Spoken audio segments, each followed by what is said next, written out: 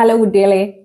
അപ്പോൾ നമ്മൾ 24-ന് കഴിഞ്ഞ മാസം 24-ന് ആരംഭിച്ച നമ്മുടെ മിഷൻ 11 വീക്സിൽ 11 മൊഡ്യൂൾസ് കംപ്ലീറ്റ് ചെയ്യുക എന്നുള്ള ആ ഒരു മിഷൻ എനിക്കറിയില്ല എത്ര പേര് ഫോളോ ചെയ്യുന്നുണ്ട് എന്നുള്ളത്. ആ ഒരു മിഷൻ ഫോളോ ചെയ്യുന്ന കുട്ടികള് ഇപ്പോ ഫിസിക്സ് ഏകദേശം ഈ മാസം 14-ാം തീയതിയോടുകൂടെ കഴിഞ്ഞ് 15-ാം തീയതിയോടെ, അതായത് ഈ കഴിഞ്ഞ ഞായറാഴ്ച മുതൽ കെമിസ്ട്രി ആരംഭിച്ചിട്ടുണ്ടായിരിക്കണം. ഓൾറെഡി ഇംഗ്ലീഷിലുള്ള കണ്ടന്റ്സ് ഫിസിക്സും കെമിസ്ട്രിയും നമ്മുടെ ചാനലിനകത്ത് ഇൻക്ലൂഡ് ചെയ്തിട്ടുണ്ട്. മലയാളത്തിലുള്ള എല്ലാ വീഡിയോസും ഫിസിക്സിൻ്റെത് അപ്ലോഡ് ചെയ്തിട്ടുണ്ട്. കെമിസ്ട്രിയുടേത് ഫസ്റ്റ് മൊഡ്യൂളിൻ്റെത് നമ്മൾ ഈ വീക്കിൽ ടോപ്പിക് ബൈ ടോപ്പിക് ആയിട്ട് അപ്ലോഡ് ചെയ്യുന്നുണ്ട്. ഒരു കുട്ടിക്ക് 2 മണിക്കൂർ ഒരു ദിവസം സ്പെൻഡ് ചെയ്ത് കഴിഞ്ഞാൽ ആ വീഡിയോസ് കാണാനും അതുപോലെ തന്നെ നോട്ടുകൾ വായിക്കാനും പാകത്തിലാണ് നമ്മൾ വീഡിയോസ് പ്രിപ്പയർ ചെയ്യുന്നത്, അതുപോലെ തന്നെ നോട്ടുകൾ പ്രിപ്പയർ ചെയ്തിട്ടുള്ളതും. പക്ഷെ നിങ്ങളൊന്ന് സ്വയം ഇടയ്ക്കൊന്ന് ആലോചിച്ച് നോക്കണേ, നിങ്ങൾ അത് ചെയ്യുന്നുണ്ടോ, ഫോളോ ചെയ്യുന്നുണ്ടോ എന്നുള്ളത്. നമ്മൾ ഫിസിക്സിന്റെയും കെമിസ്ട്രിയുടെയും നോട്ട്സ് ഓൾറെഡി പ്രൊവൈഡ് ചെയ്തിട്ടുണ്ട്.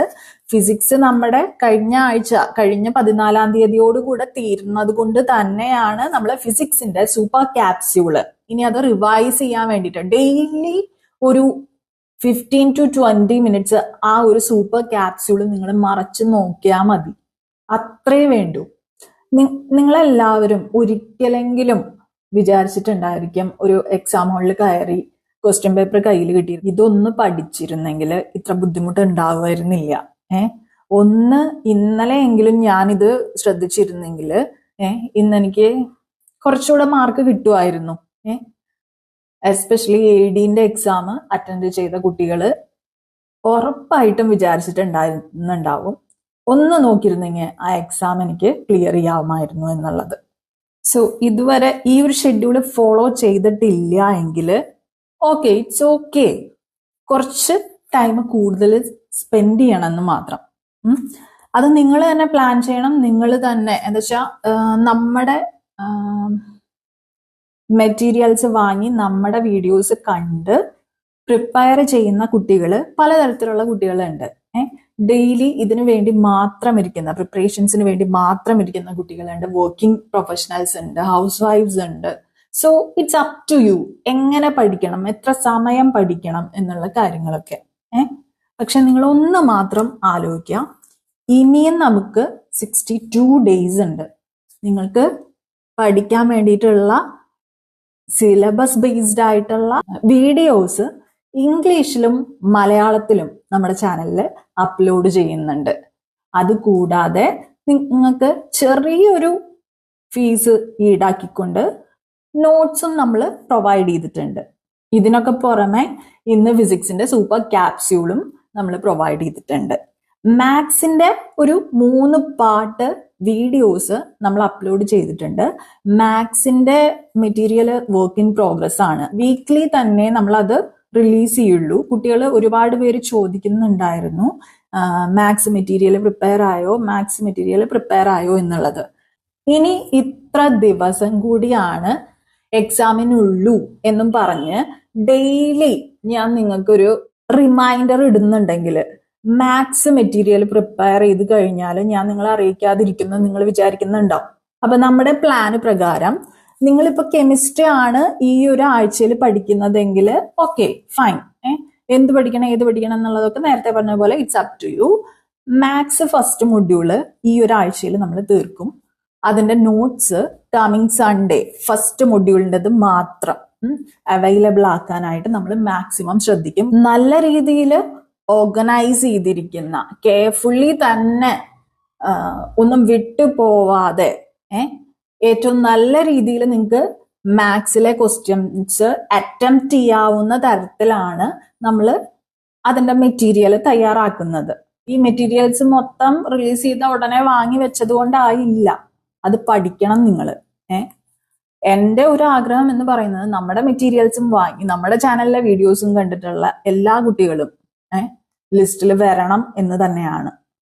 സോ ഒരു ടേം ഉണ്ടല്ലോ, പ്രോക്രാസ്റ്റിനേഷൻ, പിന്നേക്ക് മാറ്റി വെക്കുന്നത്, നാളെ നീളെ എന്ന് പറയുന്ന ചൊല്ല് അന്വർത്ഥമാക്കുന്ന ആ ഒരു ആ ഒരു സംഗതി അതൊന്ന് കുറച്ച് ദിവസത്തേക്ക് വെറും 62 ഡേയ്സിലേക്ക് എല്ലാ ഡിസ്ട്രാക്ഷൻസും മാറ്റി വെച്ച് ഒന്ന് പഠിച്ചു നോക്കിയേ. ഒരു 2 മണിക്കൂറെങ്കിലും നിങ്ങൾ എക്സാമിന് വേണ്ടിയിട്ട് സ്പെൻഡ് ചെയ്ത് നോക്കിയേ.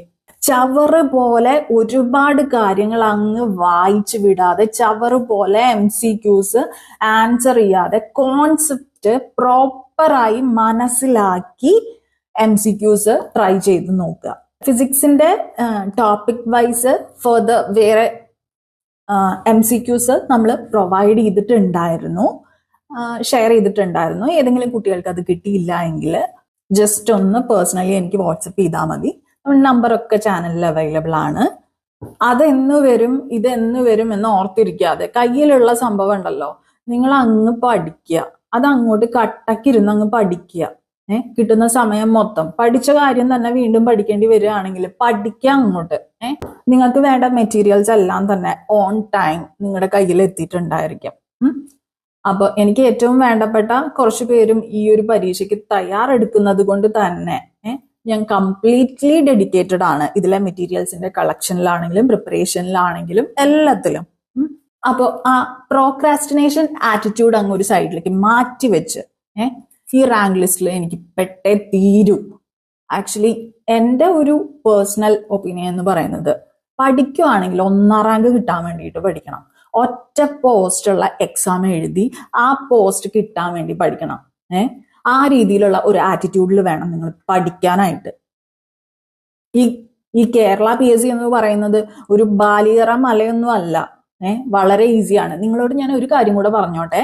അതായത് ഇത്രയും ചുരുക്കം സബ്ജക്റ്റുകൾ മാത്രം, വെറും 3 സബ്ജക്ട്സ്, ഫിസിക്സ്, കെമിസ്ട്രി, മാത്സ്, 3 സബ്ജക്റ്റുകൾ മാത്രം സിലബസിൽ ഉൾക്കൊള്ളിച്ചുകൊണ്ടുള്ള വേറെ ഏത് എക്സാം ആണ് PSC കണ്ടക്ട് ചെയ്യുന്ന ഇത്രയും ഈസി ആയിട്ട് 3 സബ്ജക്ട്സ് മാത്രം ഫോക്കസ് ചെയ്ത്? നിങ്ങൾക്കറിയാം, നിങ്ങളുടെ ഓരോരുത്തരുടെയും എന്താ പറയാ, അതാത് ബ്രാഞ്ചസ് വൈസ് ആയിട്ടുള്ള പോസ്റ്റുകൾ വരുമ്പോൾ എത്ര സബ്ജക്റ്റുകൾ നമ്മൾ പഠിക്കേണ്ടി വരുന്നത്. ഇത് ശരിക്കും പറഞ്ഞു കഴിഞ്ഞാൽ ഒരു ഗോൾഡൻ ഓപ്പർച്യൂണിറ്റി ആണ്. വെറും 3 സബ്ജക്റ്റുകൾ മാത്രം ഇൻക്ലൂഡ് ചെയ്തുകൊണ്ട് ഇത് നിങ്ങൾക്ക് പഠിച്ചിട്ട് കംപ്ലീറ്റ് ചെയ്യാനായിട്ട് സാധിക്കുന്നില്ലെങ്കിൽ വേറെ ഏത് എക്സാം ആണ് നിങ്ങൾക്ക് കിട്ടുക?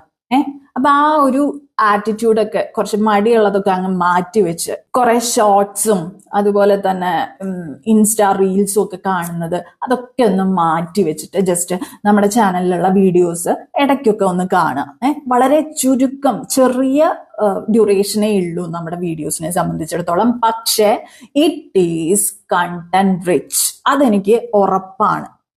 അതിലെ ഓരോ സെന്റൻസും വാല്യുബിൾ ആയിട്ടുള്ള സെന്റൻസ് ആണ് നമ്മൾ പറയുന്നത്. അപ്പൊ ആ ഒരു ആറ്റിറ്റ്യൂഡ് വെച്ച് നമ്മുടെ ചാനലിലെ വീഡിയോസ് റിപ്പീറ്റഡ്ലി കാണുക ഇഫ് പോസിബിൾ. അതുപോലെ തന്നെ നമ്മുടെ മെറ്റീരിയൽസ് റിപ്പീറ്റഡ്ലി റീഡ് ചെയ്യുക. I know that there are some few mistakes in the study materials. കാരണം ഞാൻ അത് ഒറ്റയ്ക്കാണ് പ്രിപ്പയർ ചെയ്തത്.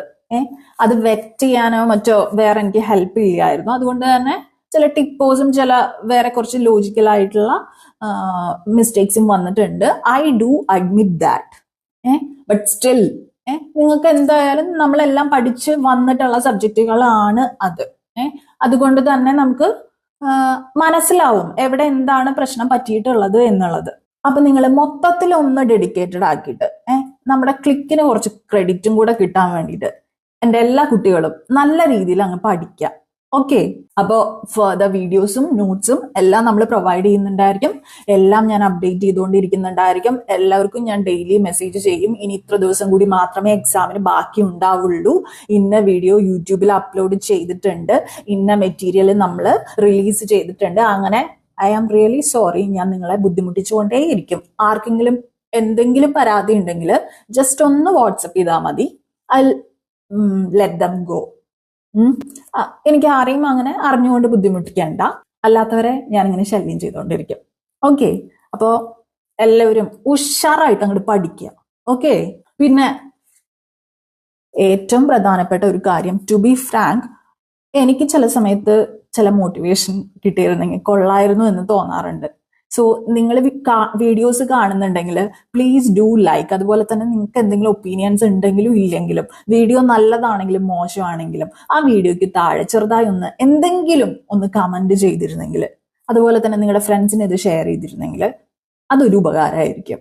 സീരിയസ്ലി ഞാൻ പറയാണ്. അതായത് എനിക്ക് ഈ ലൈക്സ് ഇതും കമന്റ്സ് ഒക്കെ കാണുമ്പോൾ എനിക്ക് അറിയില്ലായിരുന്നു. ഞാൻ ഫസ്റ്റ് ടൈം ആണ് ഇങ്ങനെ യൂട്യൂബ് ചാനലിൽ വീഡിയോസ് ഇങ്ങനെ അപ്ലോഡ് ചെയ്യുന്നത്. So whenever I see a lot more likes than the previous video, I do feel happy actually, and I get self-motivated. അതുകൊണ്ട് തന്നെ ചെറിയൊരു ഉപകാരം ചെയ്തു തന്നിരുന്നെങ്കിൽ നന്നായിരുന്നു. അപ്പോ ഇനി ഫർദർ ശല്യപ്പെടുത്തലുകളുമായിട്ട് നമുക്ക് കണ്ടുകൊണ്ടേയിരിക്കാം. ഉഷാറായിരിക്കും. Bye for now.